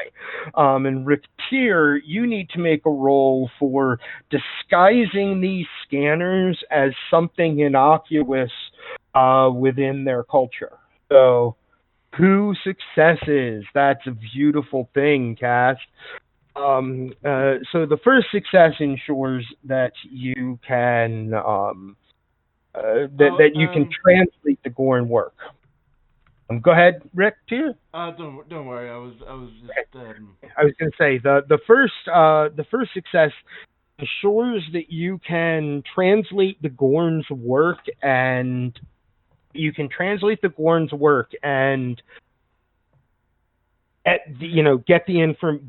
your scanners set to receive that information, but second success means that you are the first one, whether anybody else believes them or not. Gorn are not wrong. Creature that you are scanning for have to like call up some pretty old data that's behind like one level of redaction in order to like get something to actually compare it to, but they're creature there that the Gorn have prepared to scan for are creature that were encountered by Voyager in the Delta Quadrant.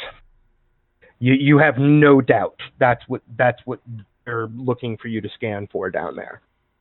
You even have a picture in your head of what they might look like.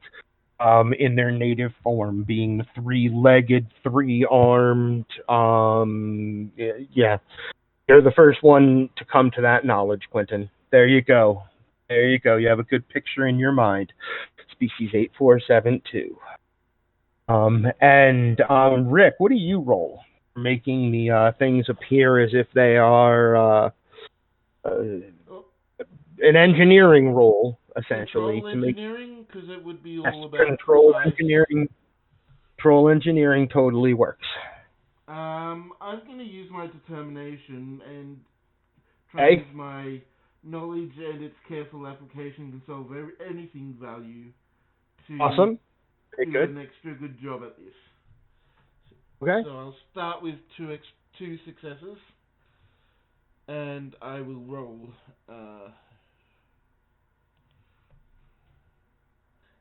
So this is control engineering, which is now 16. Do I have my experimental technology focus, or would that not count?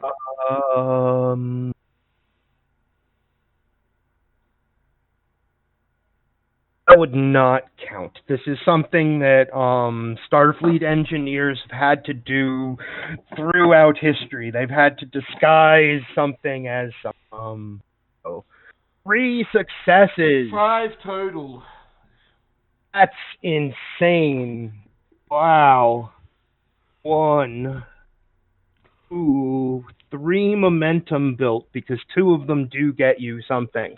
The first is you can incorporate the scanners that you need into clothing. If you needed to, you can make them small and you can make them very easy to disguise. The second success there means what would be the next best thing. Whatever the equivalent of getting like a +1 on your scans with them. That's what you get. You like get an extra die on you get 3 dice when you scan with them on the planet. Okay, can I use 2 of those to create another advantage? Let's say an extra long range, like instead of being up close, maybe expand the range. Sure. And you guys still have 4 momentum built up. I love it. The other person that I was going to say, the other person that needs to make a roll is a medical officer, and you guys have two backup medical officers. Let me look at who they are here. One is the Tellarite. Ed is the Tellarite, and there is a physician's assistant who will actually be doing it, female Andorian. I don't think we have a name for her yet. Also, just to point out, as a trained and licensed psychiatrist, Waitley is also a medical doctor. Right on. They actually, at your suggestion, the Andorian woman, let's come up with a name for her right now. I like the idea that we have like a backup doctor, kind of like Dr. I remember her name from Next Gen, Ogawa. That was her name, I think. She started out as a nurse, but she did eventually become a doctor. She became like the backup doctor kind of thing. See, what is a good Andorian name? Let's see. There we go. Make it impronounceable. Zerij, I like that. That's her name. It sounds like something Calvin Klein would name a cologne. And that's like one of her 4 names, basically. But she goes by Zerij. And she is a competent physician's assistant. She is not quite as competent as a chief medical officer. So, however, the ship will be able to add a die to this. Can Waitley assist? Waitley can assist as well. What am I rolling? You would be rolling. Let me look. We'll be rolling Reason Medicine. So 11 and 4, 15 with a critical range of 1.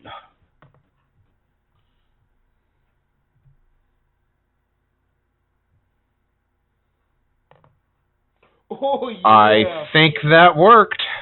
Yeah, it did. Holy shit. By the way, we should have the ship roll. I'm doing it right now. That's a full range of 1. What? Where is it? What did I do wrong? You don't need to put roll. Oh. Okay. And it's a target number, not the Okay. Yeah, 7. That's a success. So you have 5 Orions. Matron comes aboard, and who greets the 5 Orions who come aboard? Lieutenant Tardigrade. I was thinking it probably should be like one of the command staff at the very least. Oh. You have the captain of their ship coming on board. Oh, yeah, it's the captain. So I'd say Kendra and Lieutenant Tardigrade. I want Lieutenant there just because he is very alien and probably wouldn't be affected by pheromones in case they have anything to get past any security measures we have. Okay. So, baby asleep in lap. So Larissa and Lieutenant Tardigrade go down. And they escort the matron, and she brings 4 male Orions. Really, really seem she is the boss. There's no doubt. As they are escorted to the sick bay, where anyone on your crew who's going to be going down to the planet. So I imagine it's going to be Kendra, Waitley, Kara could certainly be. Kara's going to be on the other ship, so. Kara's on the other ship for the moment. While all of this is happening, Kara's doing something on the other ship, so you'll still be available to go on the away team as well.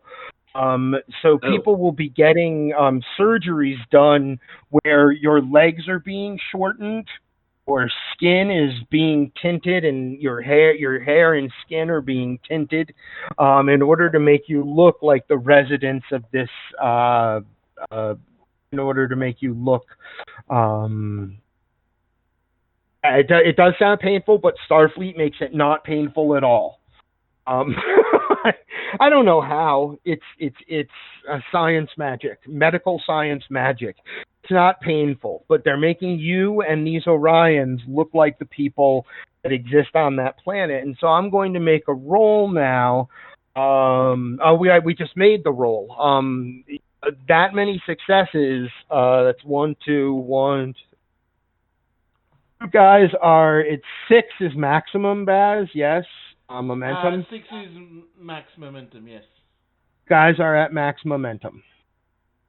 You guys have built up to max momentum. And at the same time, Kara, you get to experience something that not very many Starfleet officers do. You go to the transporter room with your, I assume your science kit, right? You probably take a phaser just in case. Probably take. She always has her phaser, so. I was going to say, you probably take your special phaser just in case. And the transporter chief looks up and he goes, the Gorn ship is ready, Lieutenant. Thank you. Ready to energize. He presses the buttons. You see the transporter deck of the Reliant disappear in a silvery haze. And in front of you, a darker and larger. There's just a sense of creatures that live on this ship are bigger than most. Gorn are probably one of the biggest, in terms of sheer physical size, they are one of the biggest creatures that that are out there, and that means that their hallways, their transporter, the ceilings in their ship, everything just looks immense to you. And to be fair, Kara's kind of short. To be fair, I was thinking that as well. I was like, and Kara, she's not super tall, so.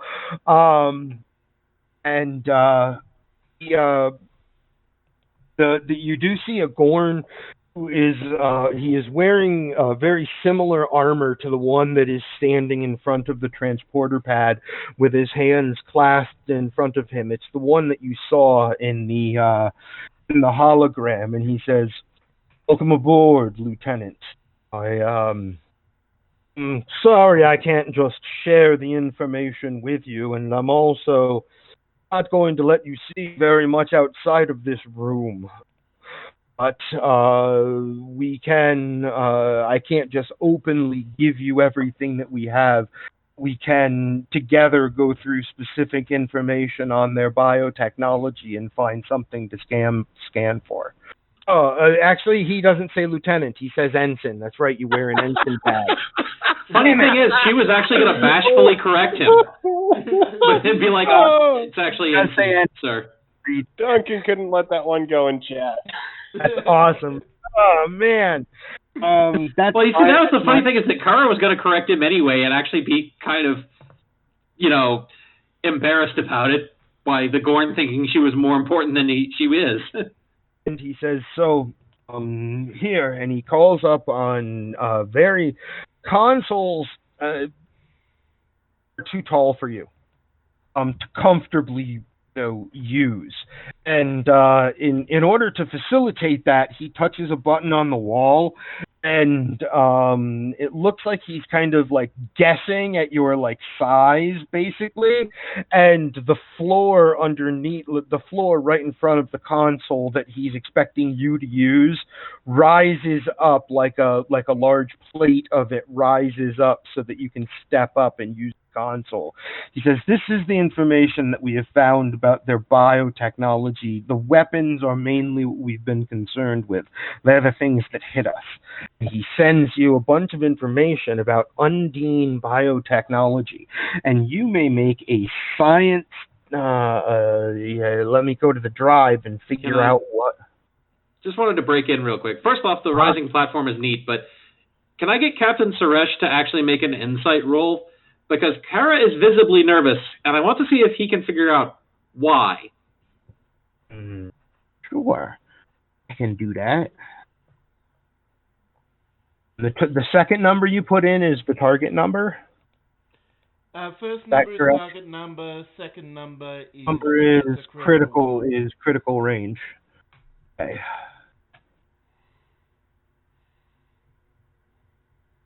Oh, I did that wrong. You almost had it right. Almost. 2d20, 14, 3. 0 successes. He doesn't pick up on it.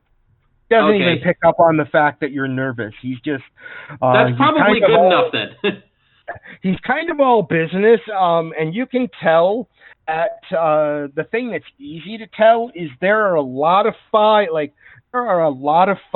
in this section of the database that he's letting you have a peek at. A lot of files that he is not opening up for you to see. And the first ones he's opening up, he says, mostly we've been interested in what their weapons capabilities are and where that all comes from. We've managed to salvage one of their cannons. Kara waves him over, and as she starts to tap on the thing, she says, I understand that the teeth may be important, but when you're tracking an animal, the important thing is always what they leave behind, sir.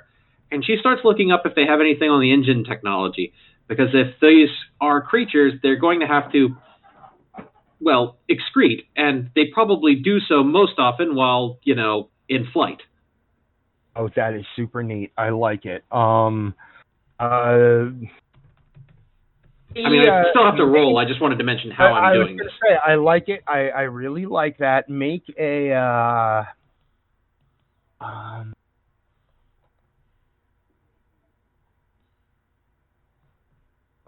not... Roll 2d10. Your target number is 10, and your... Roll 2d10, not 2d20? 2d20, that's what I mean. Sorry. Roll 2d20. Your target number is 10, and 3 is your critical number because you have anthropology. Would anyone mind if I spent some of our momentum to increase this? Go for it. We have 6 momentum, yes? Yes. I would like to use 2 of them to get 2 extra dice. There you go. It would be 3 for the second. It costs 2 for the second. Guys will still have 3, so there you go. Get 2 more dice. Okay. Boom.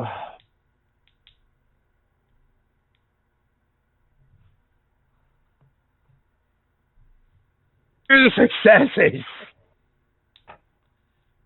Woo! Kara is very careful, by the way, while doing all this to make sure that Ceres is watching, and she's let me tell you, carefully trying to explain it to him without sounding condescending, and she's like, okay, this is the information you're giving me. Here's what I can see. Presence command.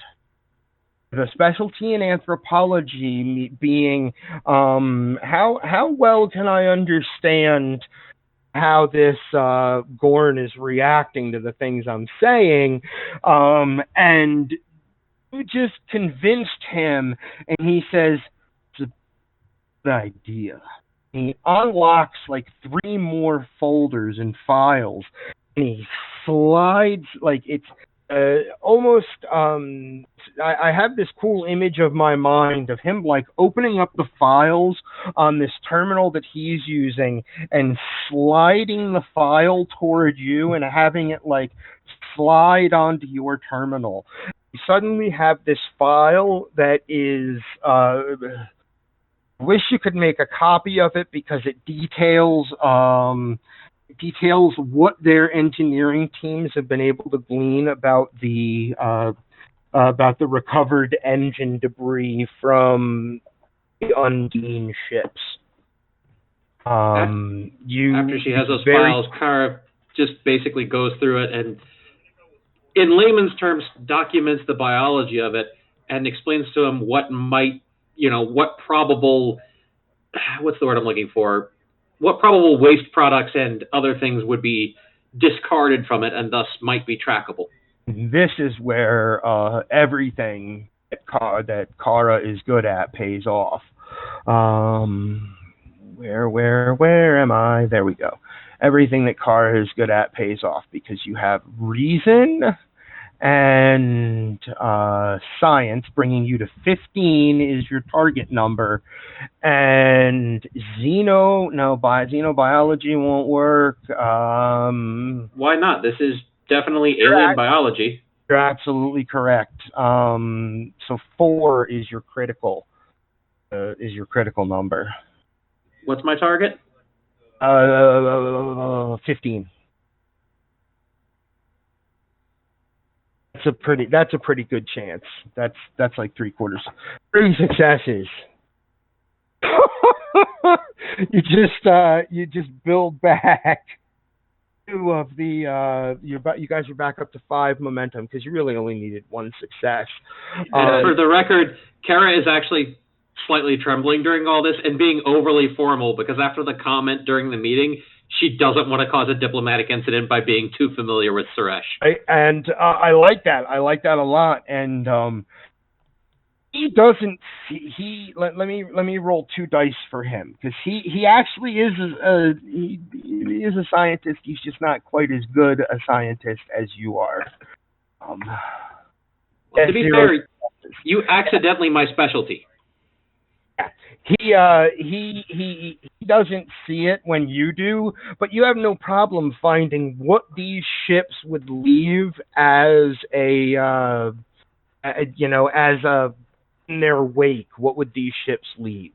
What kind of excrement would they leave? And once you find it and you show it to him, he says, "We should all get our scanners adjusted. Send this to your ship." And I'll send it to my companions as well. Work.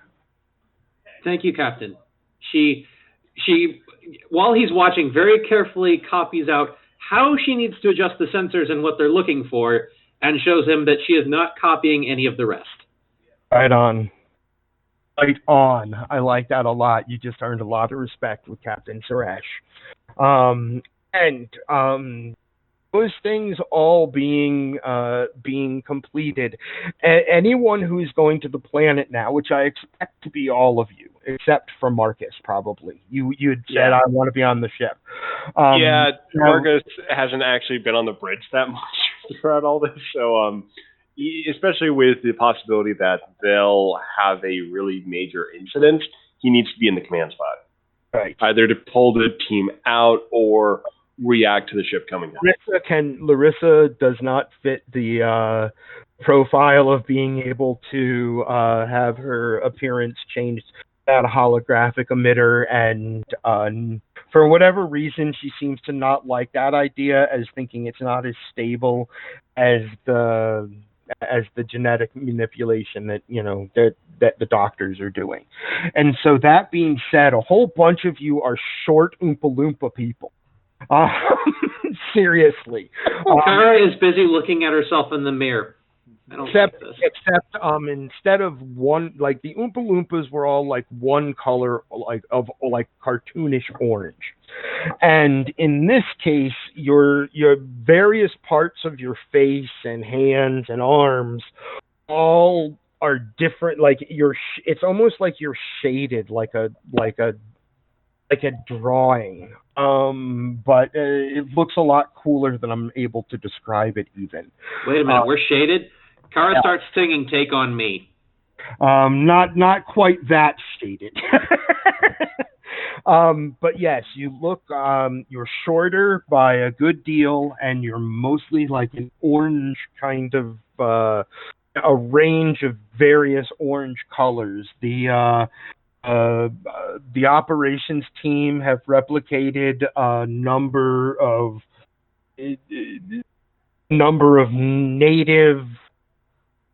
native passing clothing, which basically consists of a combination of suits and so medieval kind of like poet shirts and like flashy big pants, along with like suits over like suit jackets over that are big and pompous. But some of them aren't quite like there's a range of color that's used there, mostly in the gray tones, and it's kind of more of an amber. There you go. That's a great way to describe it, Theta. Thank you. The color of the skin that they've given you is kind of an amber. And all of you are getting used to, and Matron Dara comes walking over and says, I've had the doctor. She looks over at the Andorian, and she's speaking to Kendra, because when you all began the procedure, you have your comm badge has your badge has the highest rank numbers on it, and she says, I'll let you know, and you can verify it with doctor yourself. I had, in considering that I'm going amongst the native population, I had him give me a pheromone blocker to make all of you more comfortable. We need to see this succeed. Now, do you want me to keep my team all together, or will we be combining forces and going in different directions? I think an integrated approach might work best. That way, if there's a problem, we can communicate with both sets of ships. So let's go ahead and split our people up as evenly as possible so we can coordinate that way. So we got 3 targets to go to. So let's, just buddy up. Targets and 9 people. I think it's awesome. Okay, let me count again. 1, 2, 3 targets and 9 people. Yeah, so it's going to be for them. It's going to be 2 and 1, 2 and 1, and then it's just going to flip for who has the most. Because I think it's our 4 to their 5. It's your 4 to their 5, exactly. Oh, what's up with your mic? Can you guys hear me? Nope. Now I can hear you. Okay, because I was talking before. I didn't hear you before. Now I hear you. It didn't come through. I think I unplugged everything and plugged it back in. That might be why. So what's up? Link has been reestablished. No, it's good. It wasn't an important bit of dialogue. I just realized that you guys weren't actually hearing me. Oompa Loompas. You're all actually looking a little bit like Oompa Loompas right now. It's meant to have a bit of humor to it. Kara is decidedly uncomfortable. She doesn't recognize herself, to be literal. Mm-hmm. She looks over at the chaplain. We may all need a little counseling after this. He gives you a brief look, kind of tilts his head to the side. Just a very split second, gives a little mischievous grin and starts doing the dance as he walks along. Oh no!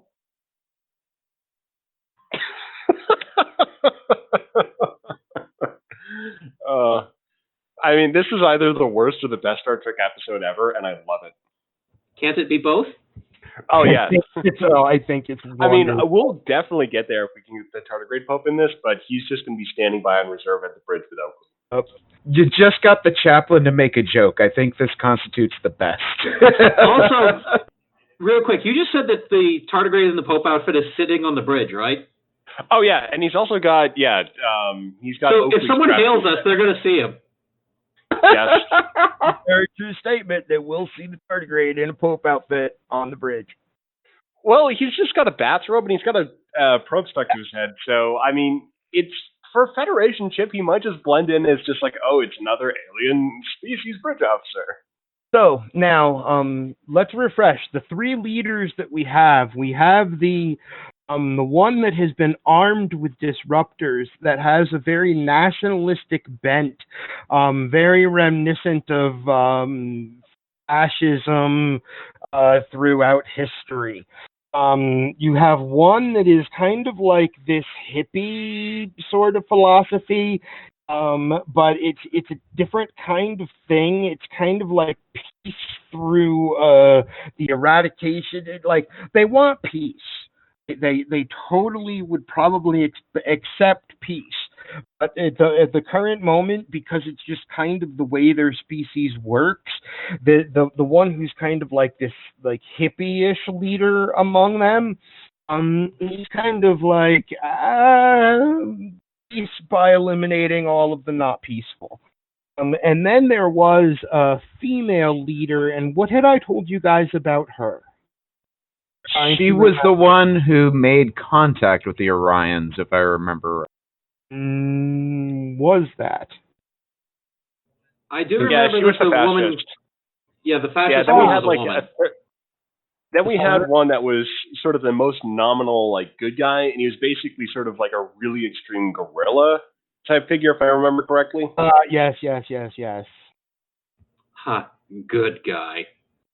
Gorilla. Yes, I know what you're talking about. So the question is, what groups are going to each base? How are you going to separate yourselves? If I recall correctly, the female leader had almost a cult around her. Yes. I remember when Whately was, listening to the people. There was an almost reverence for her and her leadership. They believe in her, yes. I'm thinking Whately might be best suited going there because I have a feeling his particular talents are going to be most useful dealing with, angry cultish mob. I mean, yeah. Rick might also be good going there, since if there is some kind of psychic or other influence going on, he is actually pretty resilient to that kind of thing as well. I guess while we're at it, I volunteer Kara to go after the gorilla guy then, since he's probably going to be in the middle of nowhere, and middle of nowhere, jungly, weird animal places is her thing. Whately, Rick Tier, and then Orion. He introduces himself. His name, I actually have a name for him. Where did I write it down? There they are. He introduces himself as Barus, Earus. He'll do what he can to keep you alive. That's what he says. So that's is going to. Oh, there. Kendra's going to stay with I can't remember what her name is, but the Orion. Dara. She Yes. is so delighted. She wants to bring two of her Orions along with you, Kenan and Vesk. Just to check, did any of the stuff I say came through before? I think so. Saying that you were going to go. Yeah. Okay, yeah, okay. Yeah, That Discord that froze up while I leaves- was saying that, so I just wanted to make sure. and I was going to say that leaves us with Kara and Quentin going to. Let's see. So that's one. And Kara and Quentin going with one of the Orions named Orlek. He says, "Look, I'm not a brawler. Way better shooting things from far away." And so the first of your teams, actually, if you get a signal from the Gorn ship, Captain Suresh wants to is asking permission to come aboard to see the teams away. He just wants to make sure that at both teams, including and he probably sends this last part only to Marcus Graves. And he wants to be there so that the Orions are aware this is an operation, that he is, that this is a joint operation and they should behave themselves. He wants.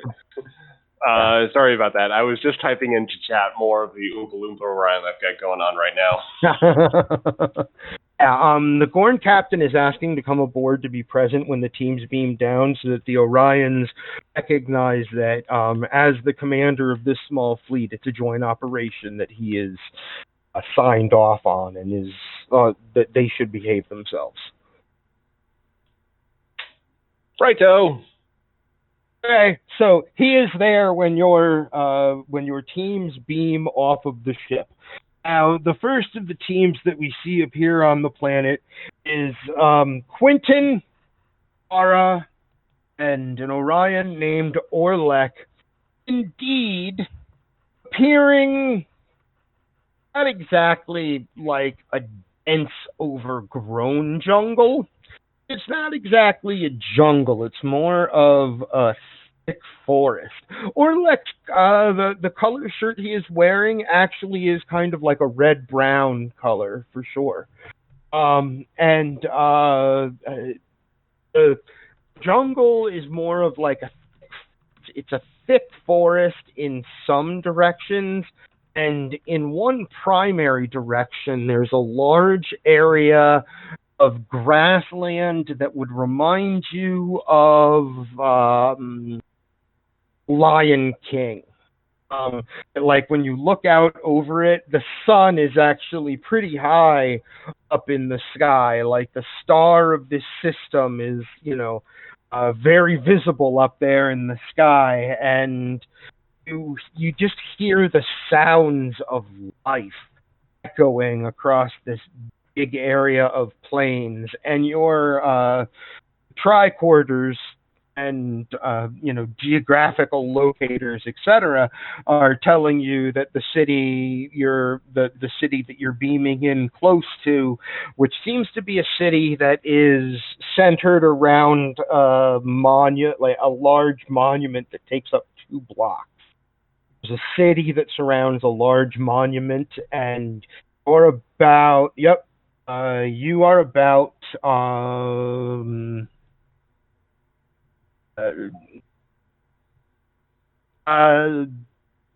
2 miles, from 2 to 2.5 miles away from the city. You beam in with forest around you. It'll be 3 hours in 27 minutes. So it is a decent point to stop if we're wanting to stop at 2.5. I'm good. But I do want to describe each location that you guys are beaming into, if that's cool. I'm cool to go forward. I don't want to push anyone past what they want. Yeah, I think we can get by with just a little bit more. But yeah, I think it would be a good point to stop once we sort of get to set everyone up, then just have a bit of drama to lead out on. I like it. I was just asking because I figured once we start combat, it's going to go for a while. The captain has spoken. Right, if combat occurs. So Kara, Quentin, and Orlek, you have about a 2 to 2.5 mile hike to get to the city, and Orlek looks over and says, I have to admit, color, terrible, but I do feel better without the plates in my head for today at least. You have no idea what he's talking. You may have seen Orions with plates in their head. Oh, she knows. No idea. But he's like, I do feel better without the plates in my head today at least. And she looks back at Orlek. Even better, our whole coming down here might not mean anything if they can track the ship in orbit. Point. And the next place that we see is place that I would describe to look like largely European sort of architecture, in that kind of like squared building sort of way of building things, if you know what I'm talking about. Stonework, but the stones don't look like familiar stones. It's a city for certain, and it's a big one. There are a lot of people that are in there, and from a from a perspective of someone who doesn't live here, walking in and up to a city here, um, we have Kendra and Dara and two other Orions that she's brought with her, and she actually stops upon like getting into view of the city. It's not exactly what you would call a walled city, but the way the buildings that appear to like look out, the buildings that look out over what certainly is either the sea or a very large, like inland sea of some kind. Um, Way that the buildings are placed together, and whole place seems to have kind of a sense of a 100-year-old history of being a city that has been defended. And so the buildings are just placed in such a way that it almost looks like a walled city. And what you have to imagine is that there's hundreds, maybe thousands of people living here. It's thousands, definitely. And the level of technology that exists here, everything is kind of like air piston driven, kinetically driven, explosive air charges drive everything. So you see a lot of these what are basically cars. They don't look exactly like we would imagine a car would look. They are smaller, and they are more fit for the size that your bodies are now. You see little Oompa Loompas just crawl like it's almost like you're seeing the city with the Oompa Loompas in it moving about, doing all of their daily business, and Dara just stops looking at the city for a moment. What do you do, Kendra? Her men stop behind her.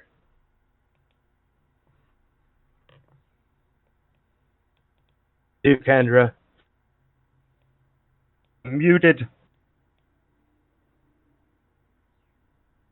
She might be busy with baby. She might be busy with baby. That is true. So whatever she does there. Basically, Dara's reaction is going to be to take a moment to get past the giggle that she's going to have right now, because she's got to walk in there and make it seem like nothing's up. So, you know. And elsewhere in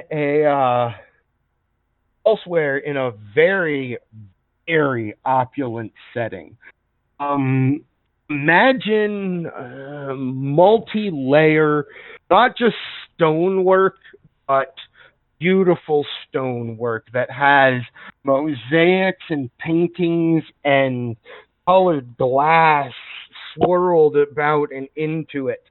And walkways in this other area, this area that I'm describing now, they're just really beautiful. It wasn't hard to put you very close to the city in an area. It's one of those classic POS beam-in moments as the disguised Waitley, Rick Tier, and Barris we hear the transporter sound, and then they come walking out of an alleyway, and this is an area that is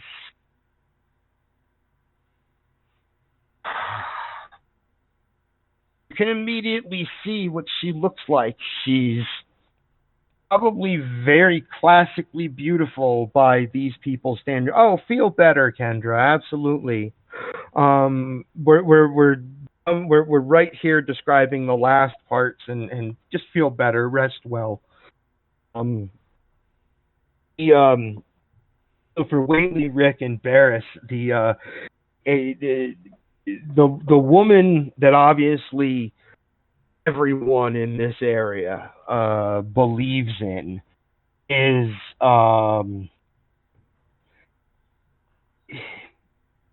middle-aged, sharp features, and sharp features as sharp as a as sharp as a young-ish shape can have. It's her face is rounded with just you can tell where you can really tell where her cheeks are, and like her chin might stand out. It does stand out a little bit, at least in this photograph of her. It's a sepia toned photograph. Is the first thing that the three of you see, and people are going about their business here in a combination of piston-powered vehicles, and there are these six-legged horses that are kind of dark gray in color with white near their hooves that pull other carriages of people around, and there is kind of a feeling of, aside from people themselves, this place doesn't have a lot of variation in style. Most people are dressed very plainly in looks like their station in life is not very good. They wear gray clothing, and most of it looks the same from person to person. It's kind of maybe a signed sort of clothing, or a easy to come by sort of clothing. And in fact, as you walk by something that looks like it might be a store of some kind, that's literally the only thing that's on sale at this place. And you can see a large banner that has the image of the woman who rules this area of the world. And she looks just like a very serious, stern, middle-aged Oompa Loompa. They don't have green hair. I mean, there is that to bear in mind. They're orange-skinned. Her hair looks like it is, it's sepia tone, but it looks like it's dark with white highlights. I believe the phrasing here is similar to, but legally distinct from. Right? And those are the three areas in which all of you appear. Captain Suresh, once he has a moment to say a word or two to Graves before he leaves again, he says to Graves, "Thank you for not making this turn into an incident." I'm glad we could find some kind of mutual arrangement here. Let's hope our teams are successful. And he beams back to his own ship, and we leave it there, with next time being the away missions and what happens on board the ship as you deal with three different rulers, knowing at least according to the spy among you and the mental health expert among you, knowing that according to them, this shapeshifter is probably close to one of those leaders. We shall find the Kamekuf. Which I think, yeah, we'll find them.